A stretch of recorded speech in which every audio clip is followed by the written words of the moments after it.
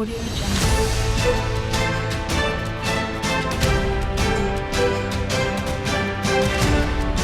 Audio Jungle.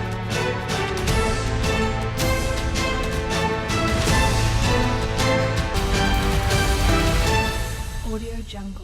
Kanpur की व्यापारी की संदिग्ध परिस्थितियों में मौत के 4 दिन बाद गोरखपुर के ADG zone Akhil Kumar hotel Krishna palace की जांच करने पहुंचे। इस दौरान उन्होंने बताया कि जो भी एफआईआर हुई है उसमें 3 नामजद और 3 अज्ञात हैं। जो लोग यहां पर आए थे सारे सीसीटीवी फुटेज मौजूद है।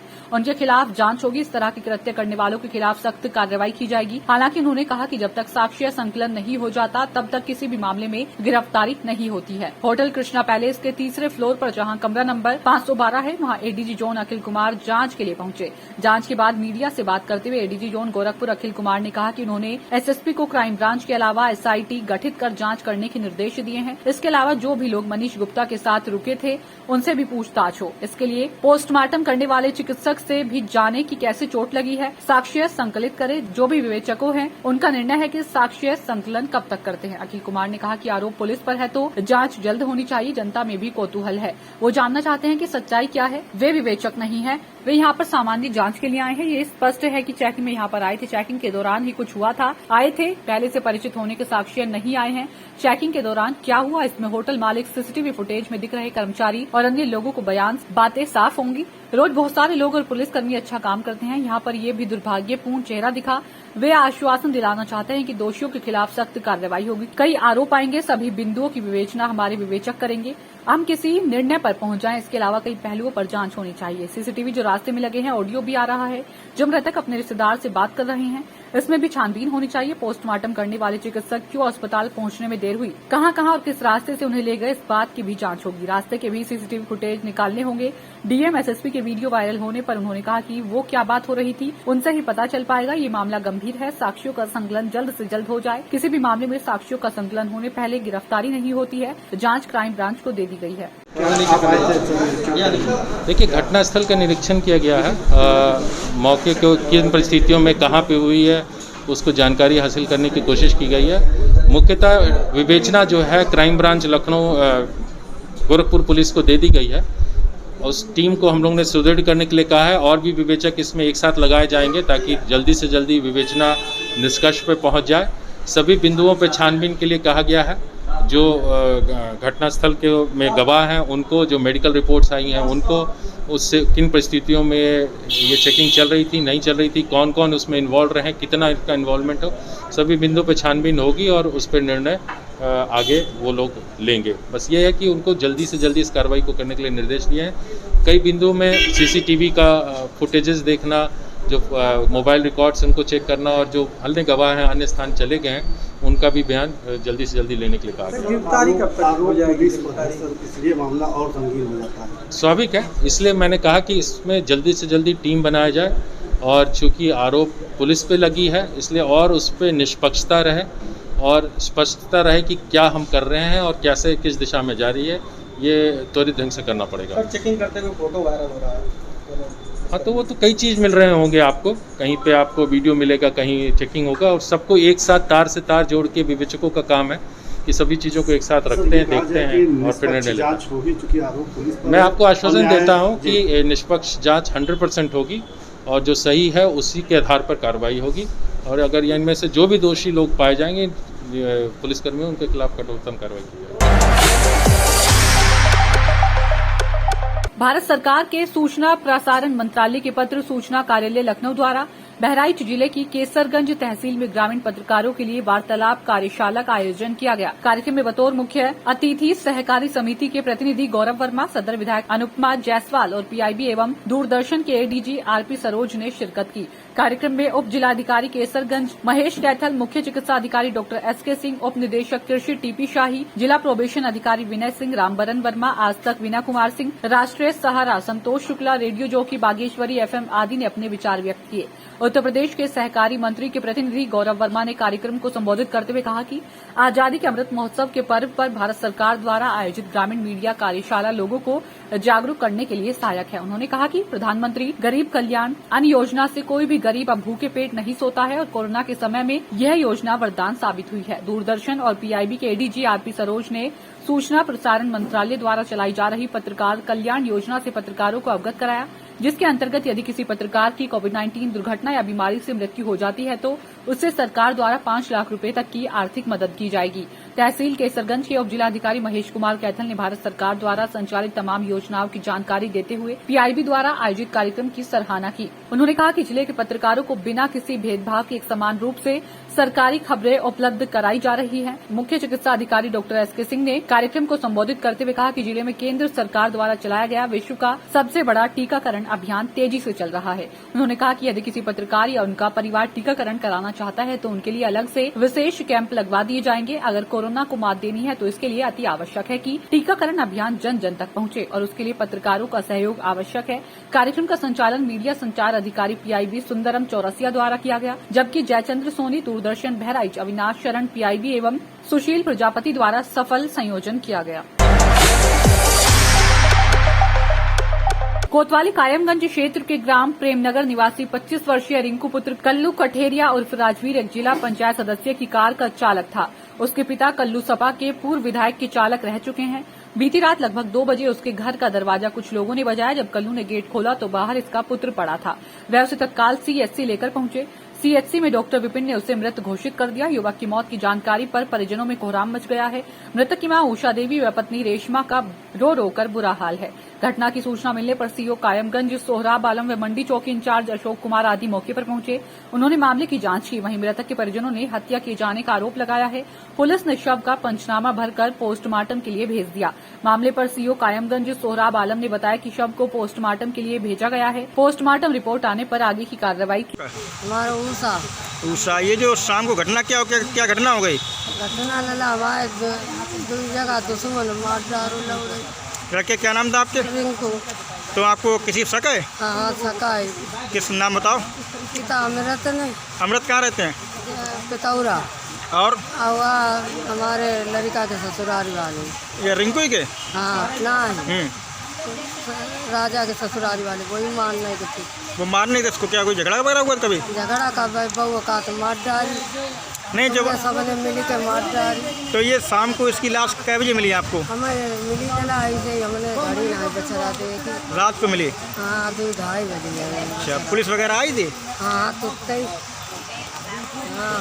अच्छा। तो आपने पुलिस को बताया? पुलिस उत्तर ही बुलाई ले लेना। अच्छा। वो तो गिरे आए जी ना वही आए थे तो रोज चिल्ला दे बिना गिरे आए। जब आपने लड़के देखा था शाम को तो उसके चोट वगैरह लगी नहीं लगी थी? कुछ चोट नहीं था, आई थे इधर वो तो लला मार। चोट कहीं नहीं लगी थी? हाँ। घटना शाहजहांपुर के थाना रोजा क्षेत्र के अटसलिया रेलवे फाटक के पास की है। यहां 4 लेन पर ओवरब्रिज बनने का काम चल रहा था। बताया जा रहा है कि इसी बीच अटसलिया गांव का रहने वाला 10 साल का बच्चा शिवेंद्र पुल के पास काम कर रही क्रेन की चपेट में आ गया, जिससे उसकी मौके पर ही मौत हो गई है। बच्चे की मौत की सूचना मिलने के बाद भारी संख्या में ग्रामीण पहुंच गए, जिसके बाद मौके पर पहुंची पुलिस को ग्रामीणों ने दौड़ा लिया और पुलिसकर्मियों के साथ मारपीट की। इतना ही नहीं, ग्रामीणों ने रास्ता पार कर रहे एक युवक को बुरी तरह से पीटा भी। हालत को गंभीर समझते हुए मौके पर भारी पुलिस बल तैनाती की गई है। फिलहाल मौके पर हालात तनावपूर्ण बने हुए हैं। आरोप है कि ड्राइवर शराब के नशे में था। महिलाओं ने शराब का ठेका बंद कराने की भी मांग की है। परिजनों का कहना है कि जहां पर हादसे में बच्चे की मौत हुई है उससे 50 मीटर दूर ही शराब की दुकान है। यह दुकान खुली रहती है और यहां मजदूर और 4 लेन पर काम करने वाले लोग शराब पीते हैं, जिसका नतीजा यह है कि आज क्रेन ड्राइवर ने बहुत शराब पी रखी थी और बच्चे को कुचल दिया। परिजनों का कहना है कि यहाँ से शराब का ठेका हटाया जाए, उसके साथ ही क्रेन ड्राइवर पर कड़ी से कड़ी कार्रवाई की जाए। और लड़का लिटा दो, सब पुलिस गिरफ्तार कर लो, थाने में बंद कर दो। लड़का बच्चा मशीन वाले और मशीन जा खड़ी है। क्या यहाँ पर काम हो रहा था? खेत पेड़ हमारे यहाँ कर रहे थे। खेत पेड़ लड़का घास लेने आता और जो यहाँ से ठेका हटाओ जाए, दारू वाला जो सब पियत दारू जो ठेका हटाओ जाए। ठेका जला रही तो जले सब पी रही है। हादसा रोज है कोई। कल इसने एक सड़वा मारो, गैया मारी, आवाज में लड़का मारो। जब यहाँ हादसा रोज हुई, जब ठेका यहाँ हटाओ जाए, 3-3 4-4 पौआ पियत यहाँ लेबर जा, जो ठेका हटाओ जाए। कैसे क्या मौत हुई बच्चे की? बच्चा कोई ना साइकिल फांस और मार के लिटा दो भाजी को, टक्कर साइकिल मारी, ऊंचे पर से फांस लाओ, नीचे ला के लिटा दो। लिटार की मूर्ति घास रखी दे। लड़का हमारा इतनी घास ले आओ तो जान बन निकले। पूरे दिन कुछ नहीं करो, पुलिस नहीं आ गई, दुकाई दो थाने में जाए। मांग क्या है आपकी? मांग का जाए खन्ना जी हम यहाँ बहुआवा का नाम जो जिधर मशीन जब चलाओ तो बहुआवा ड्राइवर हुआ। नहीं, अगर आपकी मांग मानी जाती है तो क्या कुछ करेंगे आपको? मांग लड़का दे दे लड़का चाहिए हमें, लड़का नहीं पैसा का हमें कोई जरूरत नहीं, हमें लड़का चाहिए।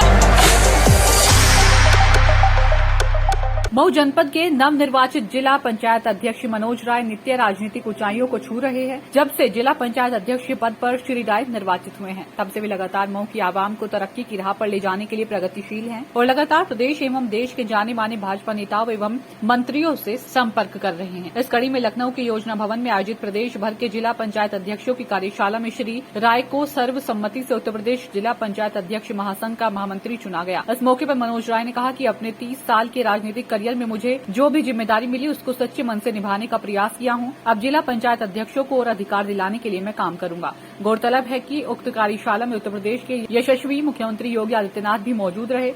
उन्होंने जिला पंचायत अध्यक्षों से सरकार की जन कल्याणकारी कार्यों को पारदर्शिता व निष्पक्षता के साथ लाभार्थियों तक पहुंचाने की अपील की। इस मौके पर पंचायती राज्य मंत्री श्री भूपेंद्र चौधरी व उपेंद्र तिवारी सहित सैकड़ों कार्यकर्ता मौजूद रहे।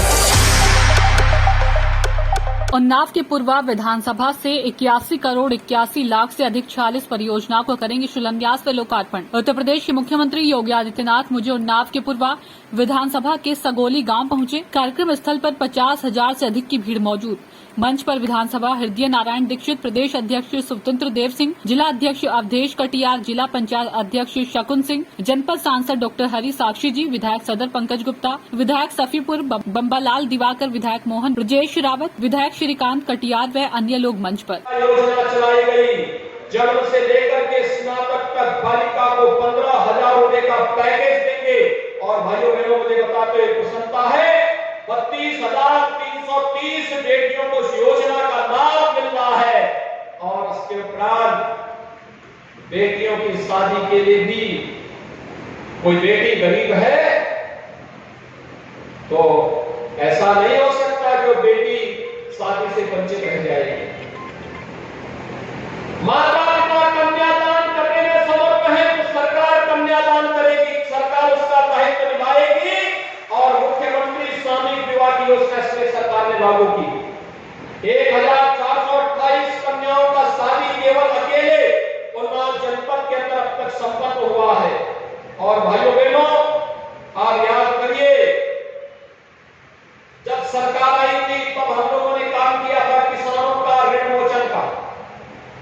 अकेले आपके उन्नाव जनपद के अंदर 75,000 किसानों का ऋण माफ हुआ था। 75,334 करोड़ 36 लाख रुपए हम लोगों ने खर्च किए थे अकेले उन्नाव जनपद के अंदर।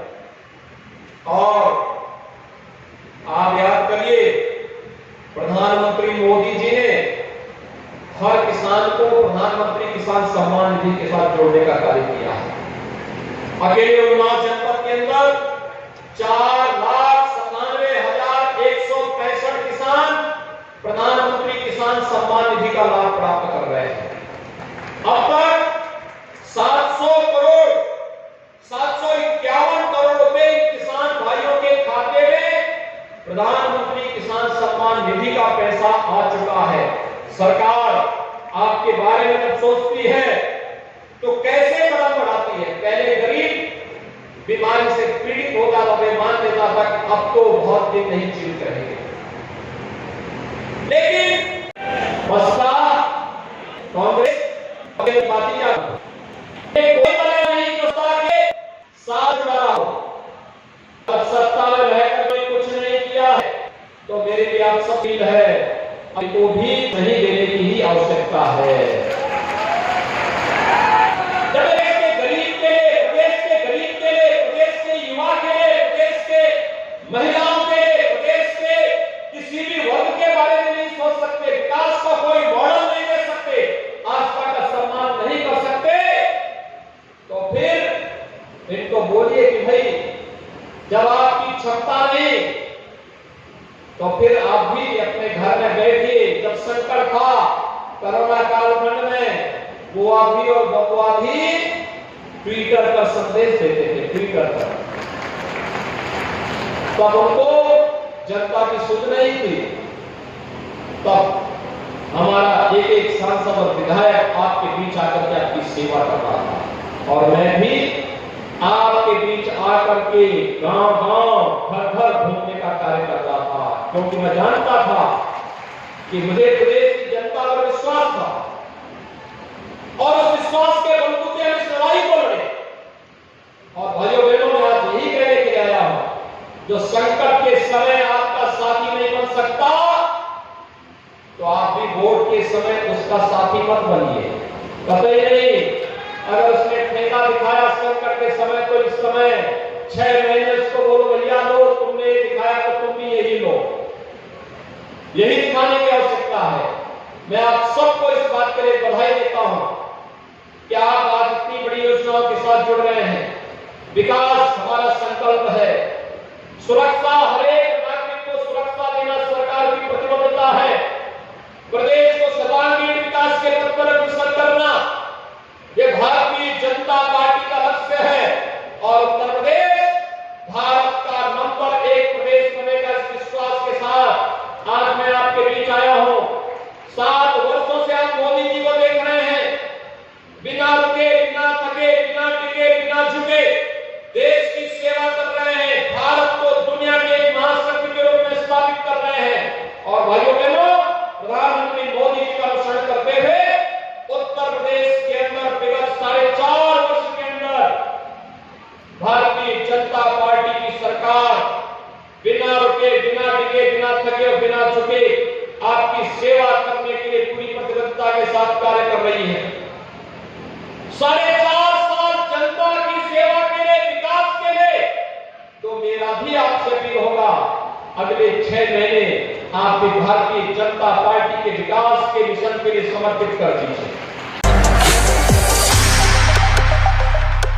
अपराधियों के विरुद्ध विवेचनाओं के मामले जिले में प्रयागराज जोन में हमीरपुर का प्रथम स्थान आया। 30 के विरुद्ध गैंगस्टर कुल 2444 लंबित, विवेचनाओं में 2072 का निस्तारण किया गया। सर्वाधिक अवैध शराब निर्माण व बिक्री 618 मुकदमा दर्ज कर कानूनी कार्रवाई की गई। अपराध और अपराधियों के विरुद्ध चलाए जा रहे अभियान के फलस्वरूप हमीरपुर जनपद विवेचना के निस्तारण में जोन में प्रथम स्थान आया है। साथ ही विगत माह 30 अपराधियों के विरुद्ध गैंगस्टर एक्ट की कार्रवाई करके भी जोन में प्रथम स्थान पाया है। इसी प्रकार निरंतर निरोधात्मक कार्रवाई करने के कारण रेंज में भी लगातार प्रथम स्थान पर रह रहा है। इस बीच जो बड़ी कार्रवाइयाँ हुई कि 2 शस्त्र फैक्ट्री पकड़ी गई और भारी बरामदगी में हुई, और ऐसे ही शराब फैक्ट्री पकड़ी गई और विभिन्न हेड्स में काफ़ी कार्रवाई हुई, जिसके परिणाम स्वरूप जोन में सर्वाधिक कार्रवाई करने का, प्रयागराज जोन में सर्वाधिक कार्रवाई करने का गौरव हमीरपुर को हासिल है। हापुड़ के थाना गढ़ कोतवाली क्षेत्र के रिफ्यूजी कॉलोनी में बेखौफ बदमाशों का आतंक देखने को मिला, जहां बेखौफ अज्ञात बदमाशों ने करीब 55 वर्षीय महिला की गला रेत कर हत्या कर दी है। हत्या करने के बाद अज्ञात बदमाश बड़े आराम से फरार हो गए। वहीं जब स्थानीय लोगों ने महिला का शव पड़ा देखा तो मामले की सूचना पुलिस को दी गई। सूचना मिलते ही अधिकारी भारी पुलिस फोर्स के साथ मौके पर पहुंच गए और पुलिस ने महिला के शव को कब्जे में लेकर पोस्टमार्टम के लिए भेज दिया। वहीं पुलिस इस मामले की जाँच करते हुए फरार बदमाशों की तलाश कर रही है। क्या है? रिफ्यूजी कॉलोनी थाना गढ़ मुक्तेश्वर में एक महिला का शव मिला है। घटनास्थल का निरीक्षण वरिष्ठ अधिकारियों द्वारा किया गया है। महिला के गले पे गंभीर चोटें हैं। ये अपने पुत्र एवं पुत्रवधू के साथ यहाँ रहते थे। पुत्र एवं पुत्रवधू दोनों मौके से फरार हैं। शव का पंचायतनामा भर के पीएम की कार्रवाई कराई जा रही है तथा इसमें जो भी हम लोगों को अब तक क्लू मिले हैं उन पर हम काम कर रहे हैं। शीघ्र ही घटना का खुलासा किया जाएगा। फुसरो नगर परिषद के सफाई कर्मियों एवं वाहन चालकों ने वेतन बढ़ोतरी को लेकर Jharkhand local bodies employees federation के बैनर तले नगर परिषद फुसरो कार्यालय के समीप अनिश्चितकालीन धरना प्रदर्शन किया। फेडरेशन के फुसरो नगर परिषद के अध्यक्ष संतोष कुमार ने कहा कि जब तक हमारी वेतन बढ़ोतरी नहीं होगी तब तक धरने से नहीं उठेंगे और कार्य को ठप रखा जाएगा। बढ़ती पैसा हुआ पूरी करिए बस। और आगे है कि मेरा पैसा जब तक भुगतान नहीं करेगा बढ़ती पैसा हलताल नहीं तोड़ेंगे।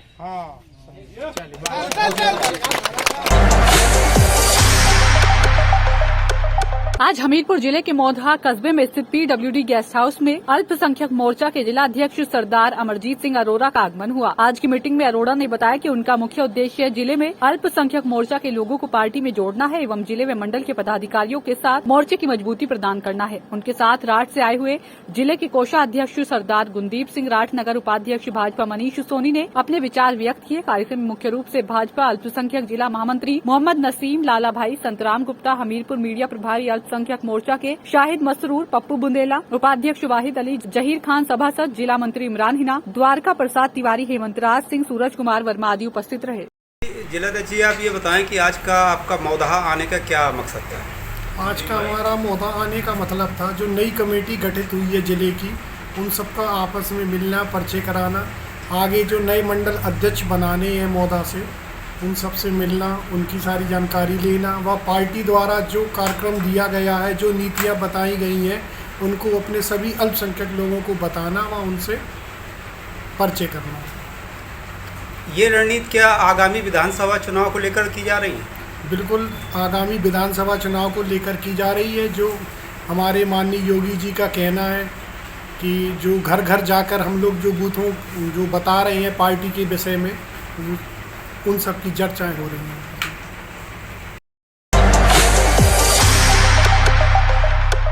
आज हमीरपुर जिले के मौधा कस्बे में स्थित पीडब्ल्यूडी गेस्ट हाउस में अल्पसंख्यक मोर्चा के जिला अध्यक्ष सरदार अमरजीत सिंह अरोड़ा का आगमन हुआ। आज की मीटिंग में अरोड़ा ने बताया कि उनका मुख्य उद्देश्य जिले में अल्पसंख्यक मोर्चा के लोगों को पार्टी में जोड़ना है एवं जिले व मंडल के पदाधिकारियों के साथ मोर्चे की मजबूती प्रदान करना है। उनके साथ राठ से आए हुए जिले के कोषाध्यक्ष सरदार गुनदीप सिंह, राठ नगर उपाध्यक्ष भाजपा मनीष सोनी ने अपने विचार व्यक्त किए। कार्यक्रम में मुख्य रूप से भाजपा अल्पसंख्यक जिला महामंत्री मोहम्मद नसीम, लाला भाई, संतराम गुप्ता, हमीरपुर मीडिया प्रभारी अल्पसंख्यक मोर्चा के शाहिद मसरूर, पप्पू बुंदेला, उपाध्यक्ष वाहिद अली, जहीर खान सभासद, जिला मंत्री इमरान हिना, द्वारका प्रसाद तिवारी, हेमंत राज सिंह, सूरज कुमार वर्मा आदि उपस्थित रहे।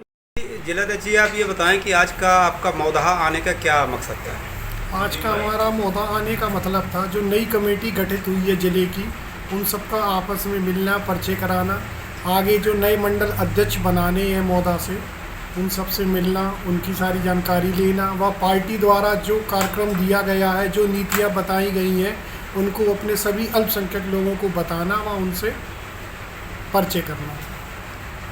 ये रणनीति क्या आगामी विधानसभा चुनाव को लेकर की जा रही है?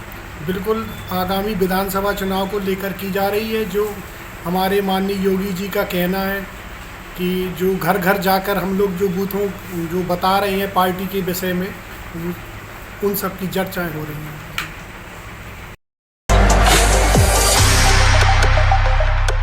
उत्तर प्रदेश के मुजफ्फरनगर जनपद के शुक्र तीर्थ में स्थित गौड़िया मठ एक बार फिर सुर्खियों में है। आश्रम में रहने वाले मासूम बच्चों के साथ यौन शोषण के आरोप में जेल गए आश्रम के संचालक बाबा भक्ति भूषण जेल ने जमानत मिलने के बाद भाजपा नेता और कई लोगों पर सनसनीखेज आरोप लगाते हुए प्रदेश के मुख्यमंत्री योगी आदित्यनाथ से न्याय की गुहार लगाते हुए कहा है कि अगर उन्हें न्याय नहीं मिला तो वो जल समाधि ले लेंगे। गौड़िया मठ के संचालक ने आश्रम पर असामाजिक तत्वों द्वारा उन्हें जान से मारने की धमकी और गौड़िया मठ पर अवैध कब्जा करने वालों के खिलाफ सख्त कार्रवाई करने की मांग की है। आश्रम के संचालक बाबा भक्ति भूषण ने आज एक पत्रकार वार्ता के दौरान जनपद के एक भाजपा नेता संजीव संगम और विकास पवार और एक अन्य पर आरोप लगाते हुए बताया कि 10 जून 2020 में पहले एक साजिश के तहत मेरे ऊपर फर्जी आरोप लगाकर जेल भेज दिया गया। अभी कुछ माह पहले जब मैं जमानत पर बाहर आया तो जब मैं अपने आश्रम में गया तो वहाँ से जो मैंने कई वर्षों से चंदा और भिक्षा मांगकर आश्रम के लिए पैसा जमा किया था, वो सब चोरी से निकाल कर ले गए।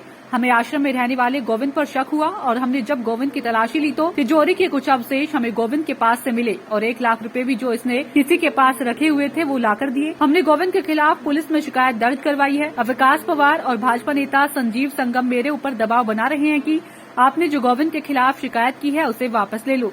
ये भी दबाव बनाया जा रहा है कि महंत जी आप इस शहर को छोड़कर चले जाओ, ये भी धमकी दी जा रही है। हम आपके आश्रम में देसी तमंचे रखकर फंसा देंगे। 24 तारीख को विकास पवार और भाजपा नेता संजीव संगम मेरे आश्रम में आए और एक बैग की चैन खोलकर बोले, देखो इसमें देसी कट्टे हैं। उन्होंने कहा कि महाराज जी ये बैग आपका है, आप रख लो। मैंने कहा कि ये सब मेरा नहीं है तो बोले कि आप 5 लाख रुपए दे दो, नहीं तो आपके खिलाफ फिर से पहले जैसा फर्जी केस होगा और आप फिर जेल जाओगे। भाजपा नेता संजीव संगम ने कहा कि आपका हाल नरेंद्र गिरी जैसा कर देंगे, नहीं तो हमारी बात मान लो। मैंने तत्काल पुलिस को सूचना दी और आश्रम में लगे सीसीटीवी फुटेज पुलिस को दी। मुझे लगातार जान से मारने की धमकी मिल रही है, इसलिए मैं माननीय मुख्यमंत्री जी से न्याय की गुहार लगा रहा हूं कि मुझे न्याय मिले, नहीं तो मैं जल समाधि ले लूंगा। दरअसल मामला भोपा थाना क्षेत्र के शुक्र तीर्थ स्थित गौड़िया मठ आश्रम का है, जहां आश्रम के संचालक बाबा भक्ति भूषण ने एक पत्रकार वार्ता के दौरान भाजपा नेता और 2 अन्य लोगों पर आश्रम पर अवैध रूप से कब्जा करने और आश्रम संचालक को जान से मारने की धमकी देने का आरोप लगाया है। ये वही गौड़िया मठ के संचालक है जिन पर 10 जून 2020 में जनपद की चाइल्ड हेल्पलाइन टीम को एक सूचना मिली थी कि शुक्रताल के एक आश्रम में पढ़ने वाले मासूम बच्चों से आश्रम में चिनाई का काम और पशुओं का चारा कटवाया जा रहा है, जिसकी सूचना पर चाइल्ड हेल्पलाइन टीम द्वारा आश्रम में छापेमारी की थी।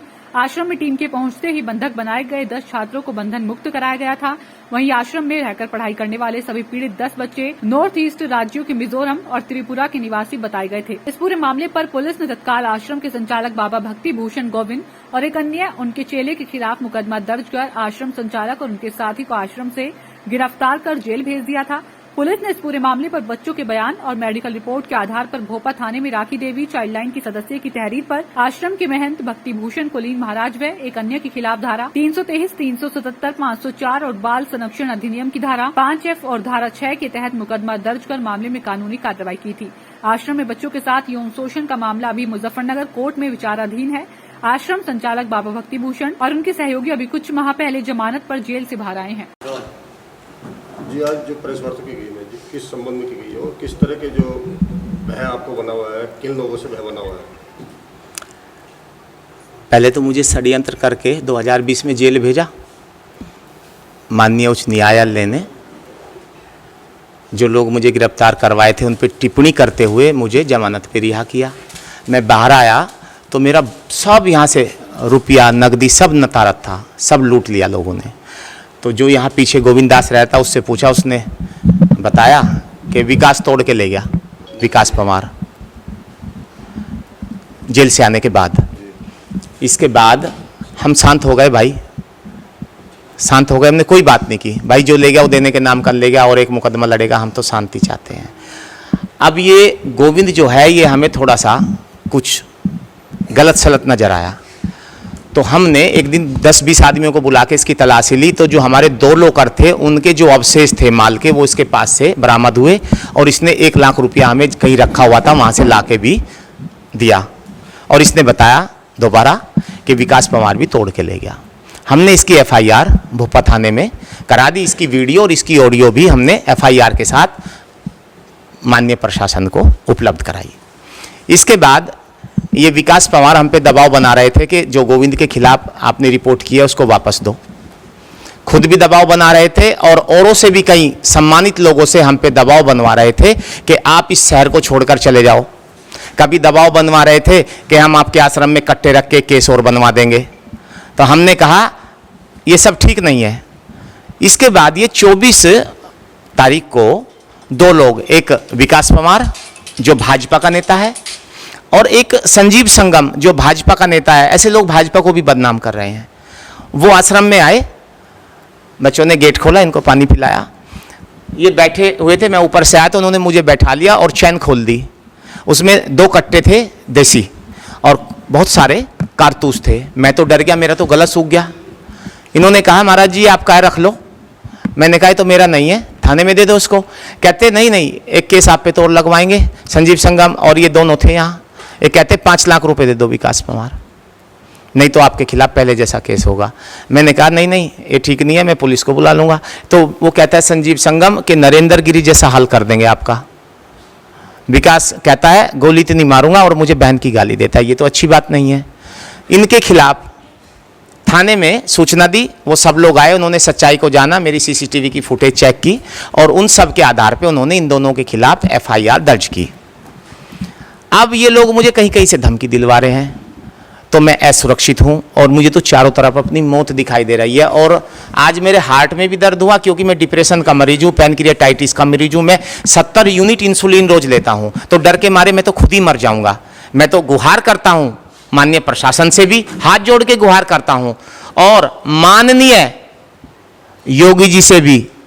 वो खुद संत है, संतों की बात को पहचाने, उनके हृदय को वो पहचान सकते हैं कि वो मेरी सहायता करे और ऐसे अपराधियों को जल्द से जल्द गिरफ्तार करे ताकि मैं भयमुक्त हो सकूं। महाराज अगर नई कार्रवाई होती है फिर क्या करोगे? नई कार्रवाई होती तो मैं इनसे फिर लिखित में मांगूंगा, इनसे तो मैं मरूंगा नहीं, तो मुझे प्रशासन ही कह दे, मैं खुद ही या तो जल समाधि ले लूंगा या तो मैं आमरण अनशन पे बैठ जाऊंगा। संविधान के बाहर में कोई काम नहीं करूंगा। Audio Jungle.